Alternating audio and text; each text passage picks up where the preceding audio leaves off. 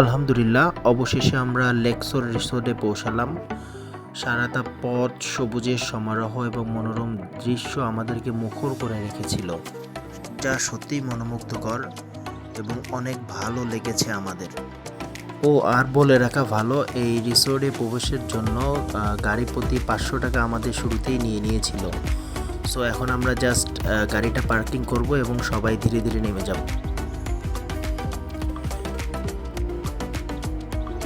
গাড়ি থেকে সবাই নামার পরে আশপাশের প্রাকৃতিক পরিবেশের পাশেই দেখলাম যে স্থানীয় উপজাতিরা বিভিন্ন রকমের ফলমূল বিক্রি করছে। সেই লোভ আর সামলাতে পারলাম না, যেহেতু লং একটা জার্নি করে আসছি।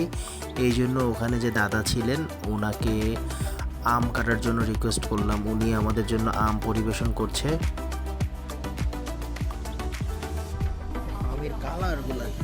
আন্টি ডাব গুয়াহাটিয়া 100 টাকা 80 টাকা 80 টাকা এই যে ডাব খাওয়ান চাই 100 টাকা বেতন।